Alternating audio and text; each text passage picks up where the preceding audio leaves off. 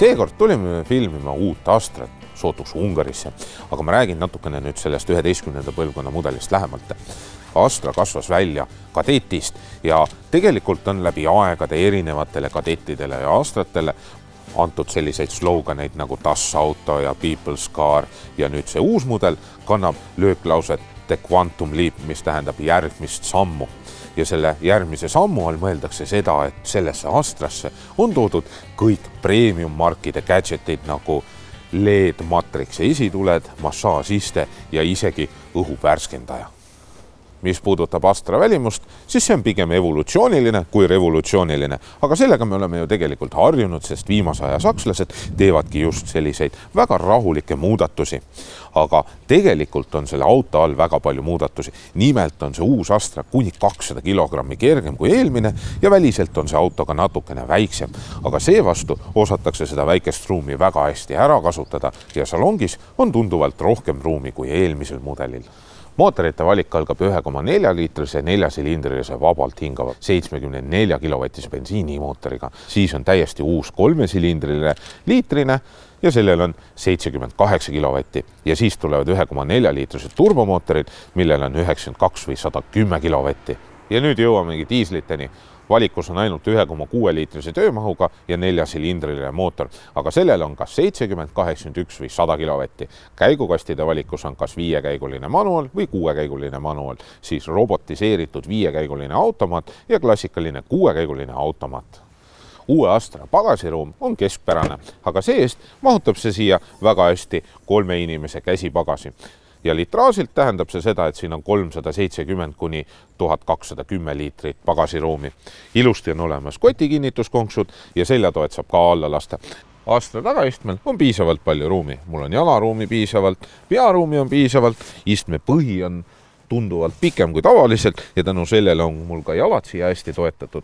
Ainukene asi on see, et siin ei ole käetoe võimalust, seega natukene ebamugav on kohati istuda. Teiseks on see asi, et see aknalüliti on ka sellise koha peal, et sellele kipute üpris kergesti vastu minema ja siis kipub ka see aken kogu aeg alla minema. Taga on 2 USB pesa ja tagaistme soojendus on ka veel olemas, nii et meie Põhjamaale sobib see väga hästi. Astra juhi koht on palju avaramaks muutunud ja seda tänu sellele, et siin on täiesti uus armatuurlaud. Ära on kadunud siit keskelt selline punnis kliimapaneel ja see on siin ilusti allpool ja väga selge. Ja siin on ilusti ka nupud olemas istme soojenduse kui ka istme jahutuse jaoks. Ja kui nendest istmetest lähemalt rääkida, siis need konkreetsed on AGR nimelised, mis tähendavad seda, et need on füsioterapeutide poolt välja töötatud ja need on eriti mugavad ja ilusti toekad ka.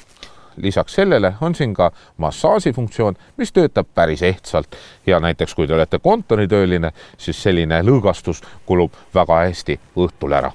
Siia kliimapaneeli alla on paigaldatud selline metallist liist, mille külge saab siis kinnitada erinevaid asju. Siin konkreetselt on telefonihoidik, aga selle külge saab ka kinnitada lõhnastaja.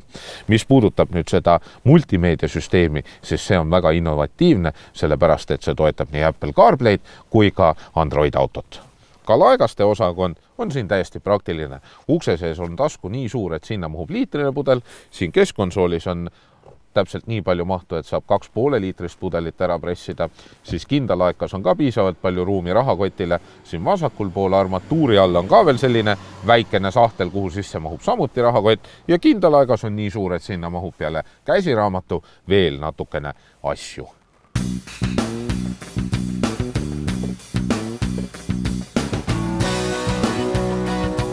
Kui ma selle Astra rooli istusin, olin ma päris üllatunud, sellepärast et see auto sõidab väga hästi. Ja ma pean tõdema, et see auto sobib väga hästi just linnas sõitmiseks, sellepärast et see on täpselt sellise suurusega.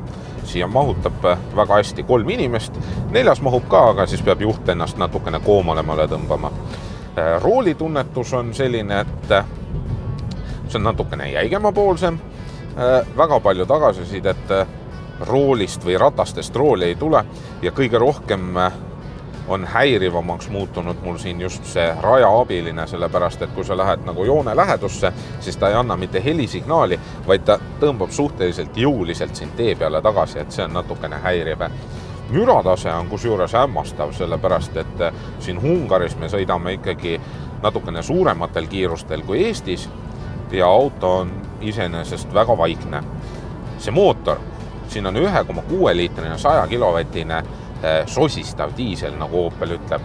Ja tõesõna ma alguses mõtlesin, et tegemist on bensukaga, sellepärast, et nii vaikselt see töötabki. Siin on 100 kilovatti, 320 väänet ja kusjuures see auto käib suhteliselt hästi edasi, 0-100 on natukene alla 10 sekundi. Keskmiseks kütuse kuluks ütleb tehas 4,5, me sõidame siin niisugune 5,5, mis on ka iseenesest väga hea number. Ja mis puudutab seda hinda, siis Astra maksab 14 490, vähemalt sealt hakkab hind. Ja öeldakse, et 16-17 000 vahel saab sellise auto, mis on juba väga hästi varustatud ja 20 000 eest saab juba ikkagi väga luksusliku auto. Need LED-tuled, mis siin ees on, need on ka ikkagi puhtalt premium autodelt üle võetud ja ma pean tõdema, et need näitavad väga hästi ja need töötavad ka väga hästi. Kui siin nüüd pimedas sõita, siis need töötavad täpselt samamoodi nagu näiteks C-klassil või mõndadel Audidel, sellepärast et see kustutab ära teatud sektsioonid, et tekitada selline pime koridor vastu tulevale autole ja sellisel juhul siis ei pimestata vastu tulevat autot ja näiteks kui te sõidate teise auto sabas, siis see valgus kuvatakse sinna ette nagu U-tähe kujuliselt, ehk siis see auto, mis seal ees on, see osa siis kustutatakse ära ja auto ümber tekib siis ilusti valgus, selline kaugtulevalgus ja väga hea on pimedas sõita. Nii et igatahes on see Astra igat oma senti väärt ja tõesõna on väga hea auto.